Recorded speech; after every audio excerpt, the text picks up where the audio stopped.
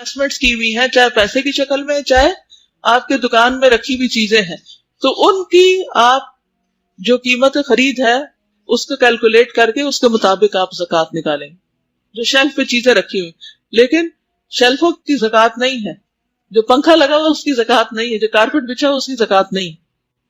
ایک بات اور یاد رکھیے کہ جو چیز گرو کرتی ہے، سال تک باقی رہتی ہے اور اس کی قیمت بڑھتی ہے، یعنی اس کی ایک ویلیو، اس کی زکوٰۃ ہے. مثلا شہد پر زکوٰۃ ہے، ٹھیک، شہد پر زکوٰۃ ہے. اسی طرح کھجور پر زکوٰۃ ہے، کیونکہ کھجور ایک سال تک بھی رکھی جا سکتی. اب سونے پہ زکوٰۃ ہے، کیونکہ سونا اگر آپ سال رکھیں گے تو وہ ہو سکتا ہے قیمت بڑھ جائے، کبھی گھٹ بھی جاتی، زکوٰۃ کم دینی پڑتی، اس لیے فکر نہیں کریں.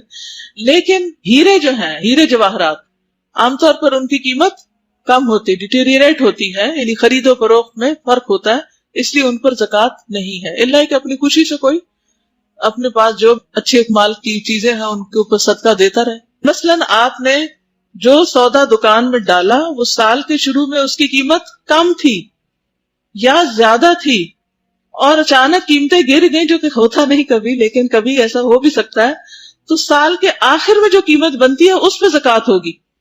ٹھیک ہے، جب سال پورا ہو اس وقت کی ویلیو کے مطابق زکوٰۃ دی جائے گی. زمین کی پیداوار میں سے گندم، جو، کشمش اور کھجور پر زکوٰۃ ہے.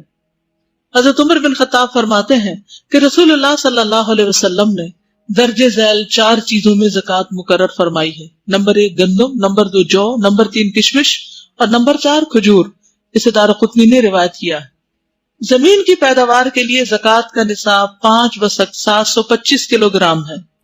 اگر 720 کلو گرام ہے تب بھی زکوٰۃ نہیں. اگر 1 کلو بھی کم ہے تو نہیں ہوگی، اور اگر 1 کلو بھی زیادہ ہو گئی تو آپ کی زکوٰۃ پڑ جائے گی. اس وقت پریشان نہیں ہونا چاہیے، خوش ہو جانا چاہیے کہ شکر ہے ہم دینے والوں میں سے.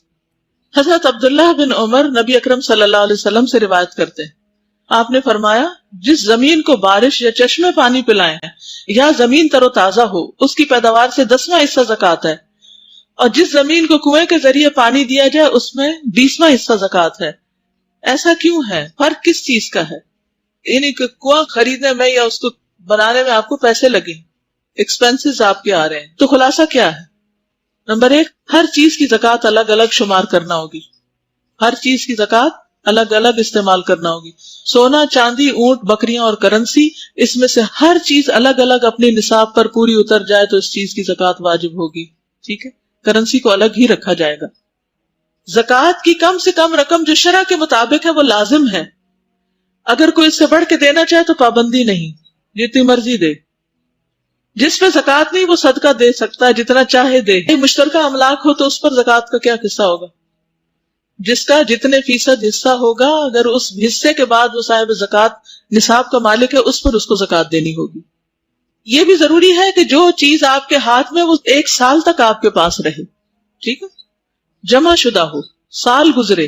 جب کسی انسان کے پاس اتنا مال ہو جو نصاب کی حد کو پہنچتا ہو اور اس پر سال گزرے تو زکوٰۃ واجب ہوتی ہے، خواہ یہ مال شادی کے لیے جمع کیا گیا ہو یا گھر کی تعمیر کے لیے رکھا گیا ہو یا کسی اور غرض سے.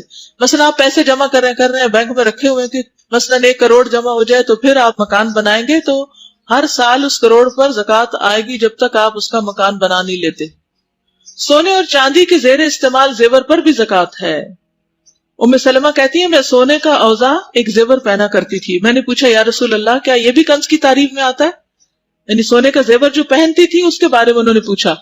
آپ نے فرمایا جو مال اتنی مقدار کو پہنچ جائے جس پر زکوٰۃ دینا لازم ہو جاتا ہے پھر اس کی زکوٰۃ دی جائے تو وہ کنز نہیں ہوگا. تو اس میں حضرت اسماء والی حدیث بھی رکھیے سامنے اور حضرت ام سلمہ والی کہ پہنا ہوا زیور ہے، اگر نصاب کی حد کو پہنچ گیا 7.5 تولے سونا یا 52.5 تولے چاندی تو زکوٰۃ ہوگی. اگر اس سے کم ہے، پہنے یا نہ پہنے تو پھر زکوٰۃ نہیں ہے. زکوٰۃ ہجری کیلنڈر کے اعتبار سے دی جائے گی. اہم نقطہ یہ یاد رکھنے کا ہے.